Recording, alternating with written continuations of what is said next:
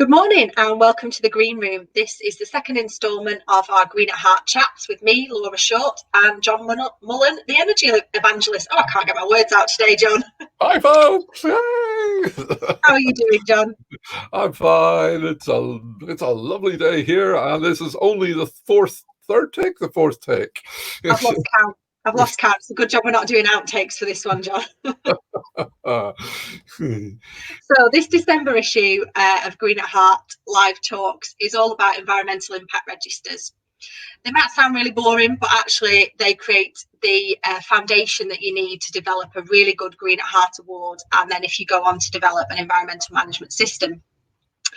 So today we're going to talk about what you actually put in there and how important it is to set that scene. But first, just a quick ad from Green at Heart.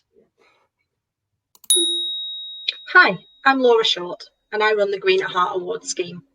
This is environmental accreditation for small businesses from all sectors who want to show their customers that they're responsible, proactive and sustainable.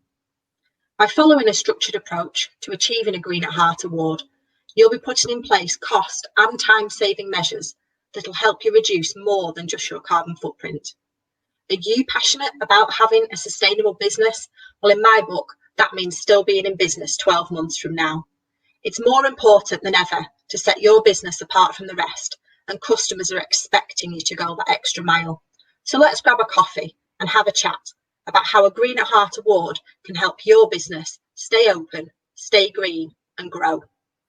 Now, let's head back to the Green Room to chat more about Green at Heart. Welcome back. Hey, So, the three areas that I really want to look at is actually the business activity, the resources that you use, and then the impact that those resources have on the environment. So looking at business activity first, I think the best way to approach this is actually to follow your business process through, whether that's from goods in to goods out if you're a manufacturer, or if you're a service provider, from your customer or guest arriving, the journey that they go through whilst they're with you to them then leaving your premises at the end.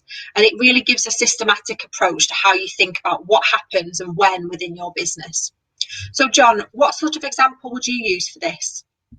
I was just thinking back to, it's actually a long time ago in my parents' business, it was 20 years ago, but it was, they ran a care home, but there was a laundry service that needed to be done every single day of the week. And it was the amount of resources that were put into that laundry service. But if they'd actually shifted it so that it was done at night time, I think they could actually have saved quite a bit of money.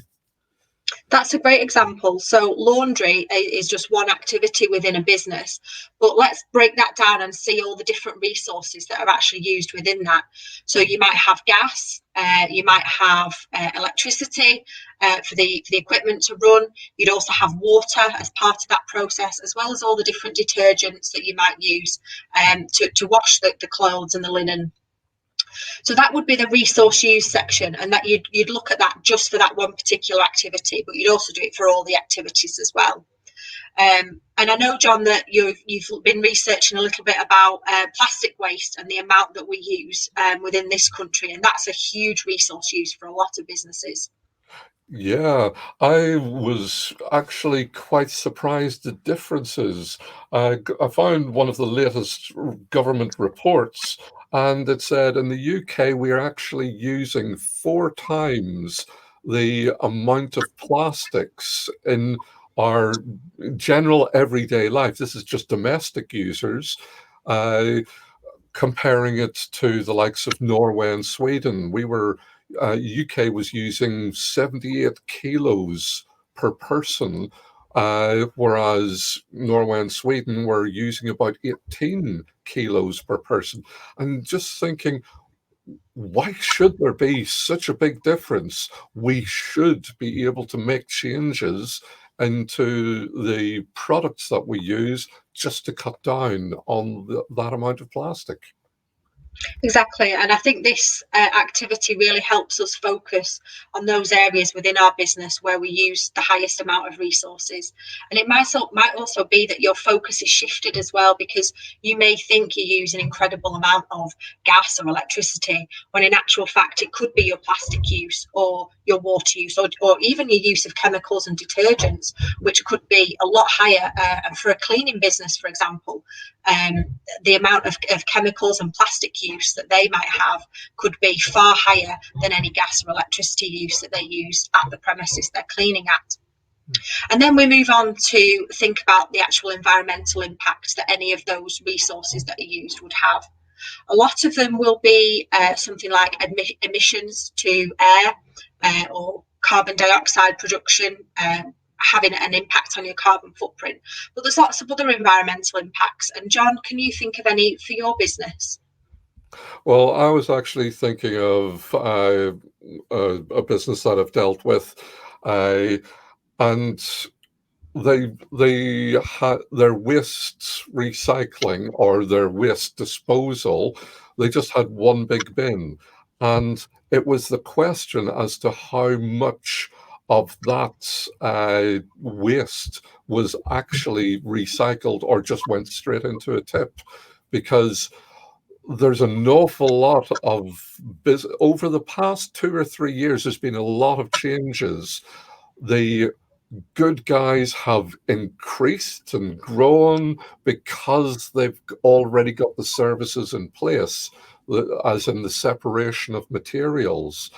Whereas the fly by night waste disposal guys who just dump everything, hopefully most of them have been closed down. Uh, but it's this whole thing of assessing your the person who's providing the service to you. Absolutely. And a lot of the time, those kinds of activities that do happen within your business can be overlooked, for the bigger uses like gas and electricity. We tend to think about those first, heating and lighting, and we tend to forget about things that, waste disposal, or the smaller resources that we use. So this activity really gives you a chance, and as I say, it sets the foundation, a chance to look at your business, see what happens within it, and get you to focus on the things that really matter. Mm-hmm. So I generally set this out in a spreadsheet because I find that the easiest way. Just 3 quick columns, looking at your business activities first. Next to that, on each activity, you would look at all the different resources that are used within that activity. And then finally, your environmental impact at the end. Now, I am giving this as a free download, a free PDF to anyone who comments on this video today. So you can get your hands on one of those just in time for Christmas. You can have a good think about your business over the Christmas period and move into January with a clear set of business ideas for you to set some goals for the coming year. So let's wrap that up for today. And next time in January, when we're all back to work, we're going to be looking at leadership and management. That's a great way to start the new year, thinking about a set of fresh goals laid out by your management team, who are probably some of the most important people to be driving your Green at Heart Award. So, John, I'd just like to ask you quickly, have you got one top tip for everybody this Christmas? Enjoy yourself. That's a fantastic one, John, and I would definitely agree with that. As Yeah, Tesco says, there's no naughty list this year. yeah, it's this whole thing of it's been a hard year for everybody. So go and enjoy with your family, take time and really just just spend time with your family. That's a great one. So I'd like to wish everybody watching today a very Merry Christmas, and we'll see you both in January. Bye. Bye.